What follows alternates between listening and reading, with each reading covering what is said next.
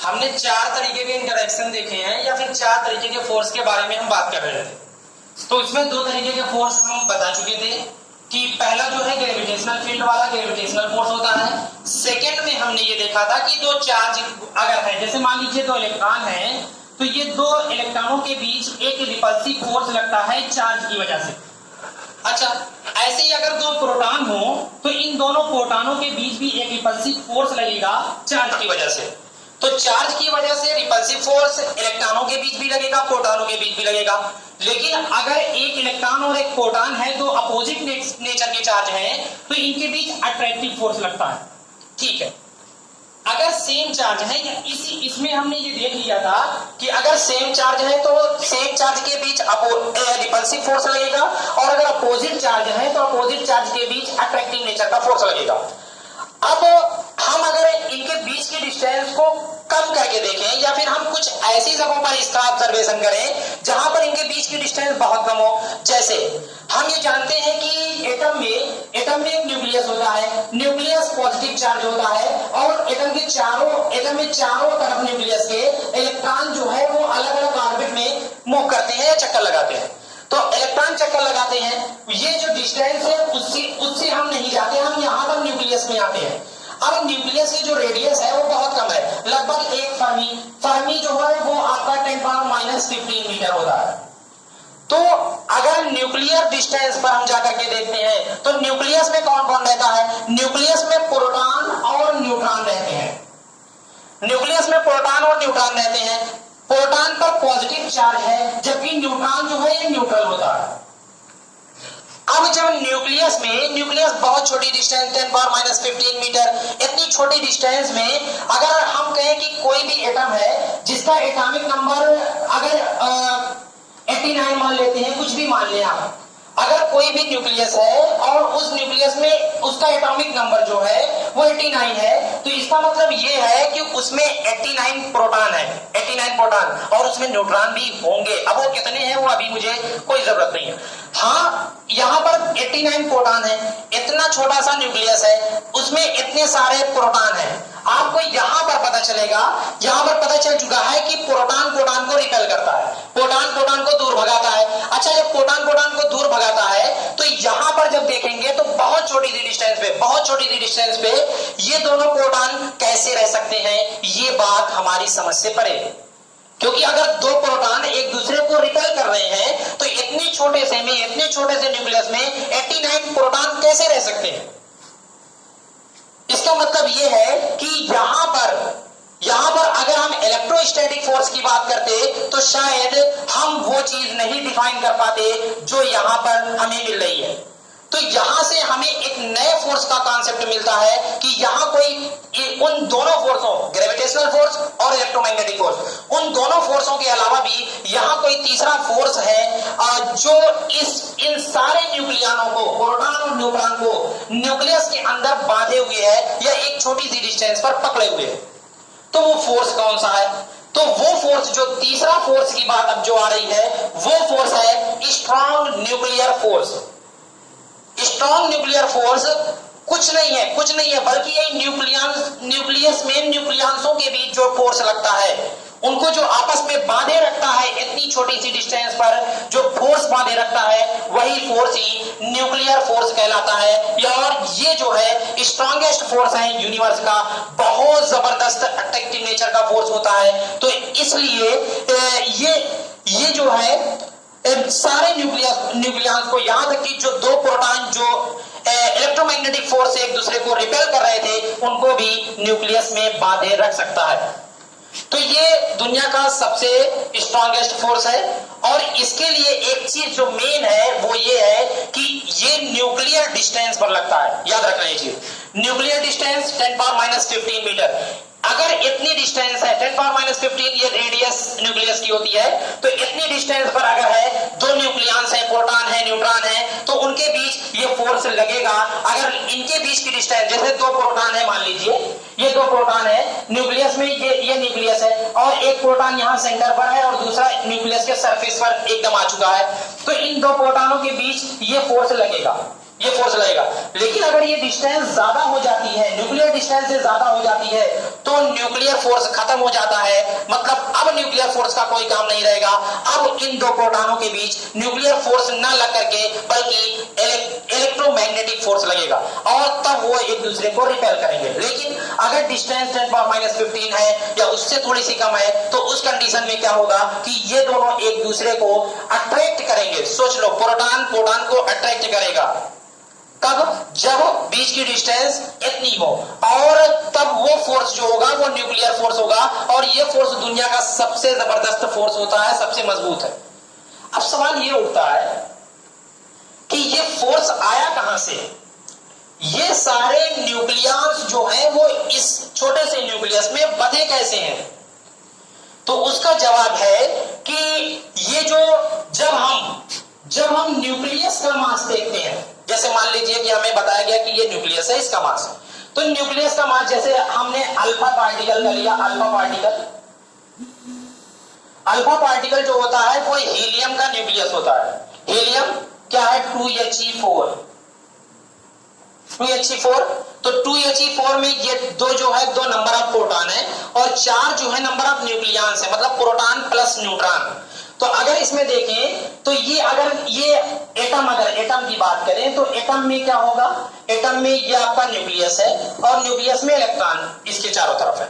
तो यहां पर 2 प्रोटॉन है और 2 न्यूट्रॉन, क्योंकि टोटल न्यूक्लियॉन्स 4 है, और 2 इलेक्ट्रॉन, क्योंकि न्यूट्रल एटम जो होता है उसमें जो टोटल चार्ज होता है वो 0 होता है। तो जितना पॉजिटिव चार्ज होंगे प्रोटॉन होंगे, उतने नेगेटिव चार्ज होंगे। तो ये 2 इलेक्ट्रॉन भी घूम रहे हैं। अब हम क्या करते हैं, अगर हम बाहर से एक्सटर्नल एनर्जी दे देते हैं, एक्सटर्नल एनर्जी दे करके इन इलेक्ट्रॉनों को निकाल देते हैं। कुछ इतनी एनर्जी दे दी कि इलेक्ट्रॉन यहां से कूद करके निकल गए। अगर इलेक्ट्रॉन निकल गए तो उस कंडीशन में अब सिर्फ न्यूक्लियस बचेगा। अब जो न्यूक्लियस बचा है उसमें क्या है? उसमें 2 प्रोटॉन है और 2 न्यूट्रॉन है, इलेक्ट्रॉन नहीं है। तो अब वो न्यूट्रल नहीं रहेगा, बल्कि उस पर 2 चार्ज आ गए पॉजिटिव के, तो +2 चार्ज आ गए, +2 चार्ज। तो अब अल्फा पार्टिकल को जो लिखेंगे वो He+2, मतलब इस पर जो है 2 चार्ज होता है। तो हीलियम का न्यूक्लियस जो होता है वही अल्फा पार्टिकल है। तो ये सारे, अगर अब हम इस हीलियम का जो टोटल न्यूक्लियस है उसका मास निकालते हैं, मान लीजिए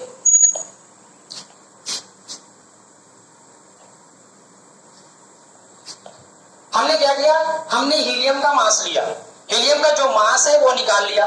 तो जो मास ऑफ हीलियम है, हीलियम न्यूक्लियस, ये इसका मास लिया, और हमारे पास प्रोटॉन है और न्यूट्रॉन है। हमें मिला है कि प्रोटॉन का मास जो है वो हमें मालूम है, न्यूट्रॉन का जो मास है वो हमें मालूम है।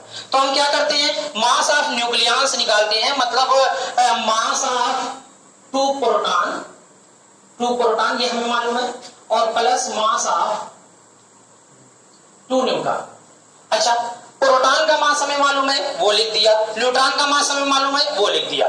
तो अब ये जो मास निकाला, टोटल मास हमें निकल के आया, मान लीजिए ये हमें मिल के आया mass of 2 mass of P plus 2 mass of N neutron, ये मिल के आया। और न्यूक्लियस का जो मास हमने निकाला, एस्टिमेट किया, वो आपका मान लीजिए मास कैपिटल N लिख देते हैं, न्यूक्लियस का मास।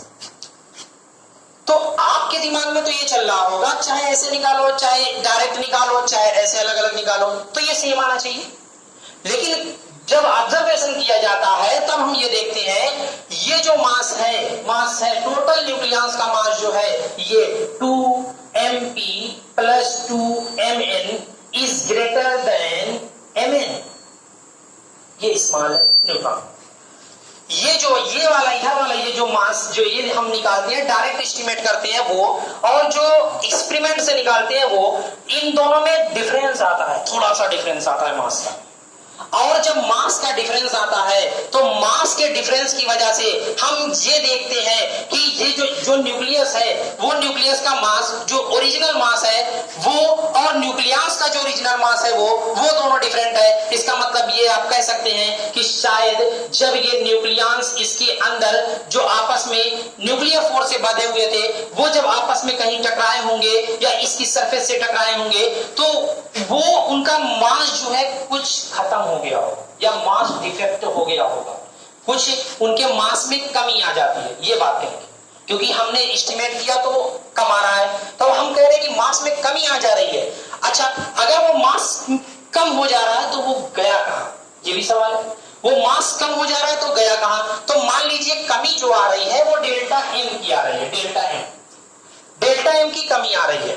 तो वो जो डेल्टा एम की कमी आई है वो कमी जो मास है वो गया कहां? तो वो मास जो जाता है वो आइंस्टीन की, आपने आइंस्टीन की थ्योरी ऑफ रिलेटिविटी में एक सूत्र बहुत ज्यादा एक फार्मूला पढ़ा है, delta m is equal to delta m c square.